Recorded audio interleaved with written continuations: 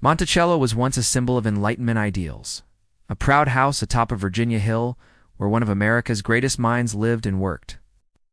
But behind the elegant facade of classical columns and a library filled with philosophical texts, there was another room, not meant for light but for whispers. That, they say, was where Sally Hemings once lived, slave, a black woman, and according to many accounts, also a lover, perhaps even the mother of unacknowledged children, of Thomas Jefferson, the principal author of the United States Declaration of Independence. How could the man who wrote that all men are created equal be bound for years to a woman he legally owned? Sally Hemings arrived at Monticello when she was very young, the half-sister of Jefferson's late wife, Martha Wales. Bitterly speaking, Sally was Jefferson's sister-in-law, though that truth was never spoken aloud. After his wife died, Jefferson took Sally, then around 14 years old, along with others to Paris. There, French law did not permit slavery. Sally could have claimed her legal freedom, but she returned with Jefferson, pregnant, according to many accounts. What truly happened in Paris? We only have scattered fragments. Jefferson's letters sent back to America, expense records, and testimonies from slaves who lived at Monticello decades later. These fragments pieced together form an unclear picture, but one compelling enough to stir controversy. For much of U.S. history, the official narrative denied all allegations of a relationship between Jefferson and Sally Hemings. They called it political slander, a smear campaign launched by Jefferson's enemies, particularly the Federalist press during his presidency. In 1802, the Richmond Recorder published an article by James Cullender accusing Jefferson of being the father of several mulatto children at Monticello. At the time, no one in power confirmed this, and Jefferson, as he often did with scandal, remained utterly silent. Yet in the corridors of Monticello, among the unnamed black servants whom Jefferson never acknowledged in formal documents, the legend persisted. An old servant claimed he saw Jefferson leaving Sally's room early in the morning. A boy named Madison Hemings grew up and declared plainly that he was the son of President Jefferson. His story was told in a quiet yet resolute tone. Madison asked nothing from the state, no lawsuits. He simply recounted it as part of his truth, and that truth endured, despite efforts by 19th-century scholars to deny it. Meanwhile, European nations, especially France, viewed the matter differently. European historians described Jefferson as a pragmatic philosopher, someone who valued individual liberty while owning 600 slaves. To them, the story of Sally Hemings was indeed as a scandal. It was a symbol of the hypocrisy within a young republic struggling with its own founding principles. In America, the topic was avoided for generations. In France, the story was retold in philosophical essays as evidence of the fracture between ideals and actions. What makes this case so striking is its enduring silence. No love letters between Jefferson and Sally, no confessions. No surviving portraits of Sally, except for a few vague sketches from later generations. Official American history in the 19th century did everything it could to erase her from the record. Yet in oral tradition, in whispered stories, she remained a quiet figure. Perhaps a victim, perhaps a lover, perhaps both. The contradiction lay not only in Jefferson's behavior, but in the legacy he crafted. He freed a few slaves in his will, some of them from the Hemings line, but Sally was not formally freed by will. She was unofficially allowed her freedom. According to accounts, perhaps to avoid naming her in legal documents, a way to deny acknowledgement, or a final act of protection? No one can say for sure. But here at Monticello, one thing is certain. The small room behind the white brick wall still exists. They say it was where Sally once slept. Walls do not tell stories, but time does. And time has softened the silence that history once built around this tale. If it is true that Thomas Jefferson fathered children with Sally Hemings, it would not only raise moral questions about the man himself, but would also shake the symbolic foundations of the United States. A founding father, the author of life, liberty, and the pursuit of happiness, lived a double life, one in public, and one behind the closed doors of Monticello. But how do we uncover the truth when both central figures, Jefferson and Sally, remained silent until their deaths? Let's look at the evidence. In 1998, nearly 2 centuries after the first rumors began circulating, A group of independent researchers conducted DNA tests from descendants of Jefferson and the Hemings lineage. The results were shocking. A genetic match existed between one of Sally Hemings, a son's Dinan Jefferson's male line. The conclusion could no longer be entirely dismissed. The journal Nature published the study, and the Thomas Jefferson Memorial Foundation, which had once strongly rejected the claims, was forced to admit it is highly likely that Thomas Jefferson fathered at least one of Sally Hemings' children. But American scholars remain divided. Some suggest the father could have been one of Jefferson's relatives, especially Samuel Carr, who lived near Monticello and had access. However, when examining timelines, journals, and testimony from enslaved individuals within the household, those theories began to weaken. Every time Sally was pregnant, Jefferson was present at Monticello, and after each birth, Sally received more favorable treatment, a rarity for enslaved women. Yet the most painful question is not whether the child was his, but did she have a choice?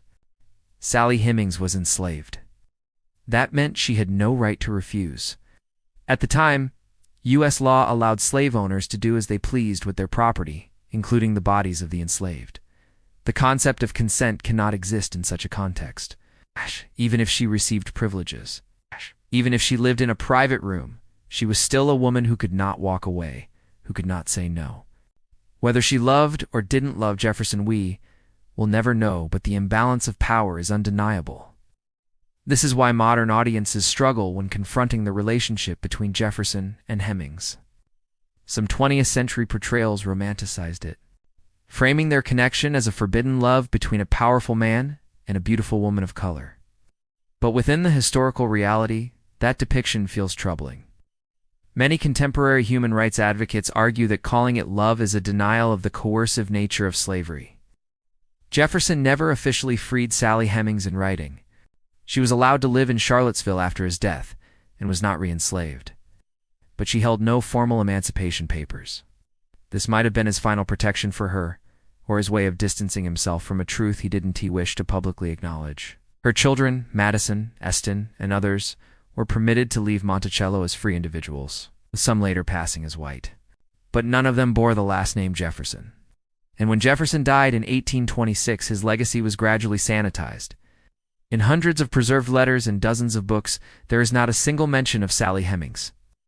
He was memorialized as a philosopher, an Enlightenment thinker, the immortal author of liberty, and Sally, erased from the narrative, until her descendants, carrying generations of silence, began to speak. In the late 20th century, members of the Hemings family began recounting what had once been dismissed as nonsense, that Jefferson was their ancestor.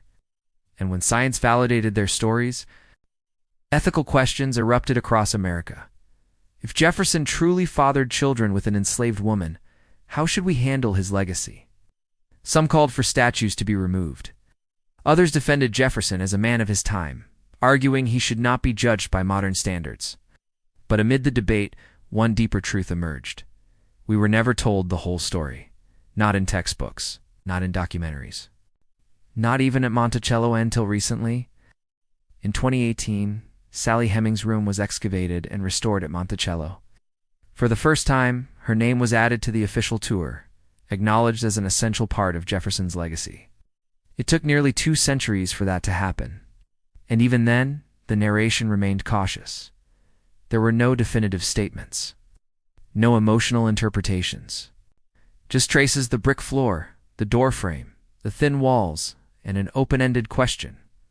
What really happened here? The story of Sally Hemings is not just the forgotten tragedy of one woman. It is a mirror held up to the darker side of a nation born of lofty ideals, yet built on injustice and exclusion. And the silence that lasted to centuries now can no longer remain unspoken. Monticello, the famous home of Thomas Jefferson, stands quietly atop a green hill in Virginia, symbol once of elegance, intellect, and American civilization. But beneath the classical white paint and graceful Doric columns lies a basement, a small windowless room. That was where Sally Hemings once lived. And now those walls remain as silent witnesses to a part of history that America once tried to deny. After Jefferson's death in 1826, Monticello fell into debt. His family was forced to sell off assets, including slaves, to pay what was owed. Those who had once served silently who had borne witness to long nights within Monticello's hidden quarters, were now put up for auction. It was a bitter end to a personal empire built on intellect, ideals, and exploitation. Sally Hemings was not sold. She was allowed to live with her children in Charlottesville, in silence. No one truly knows what she thought. No letters, no diary in her own hand has ever been found. Sally's story survives through descendants, through oral tradition. And that makes her history both fragile and fierce. In that haze, it's hard to distinguish truth from belief, or belief from what America wants to believe. But one fact is undeniable. Jefferson, the man who wrote the famous words, "All men are created equal," owned over 600 slaves in his lifetime. He freed very few of them, and most were members of the Hemings family.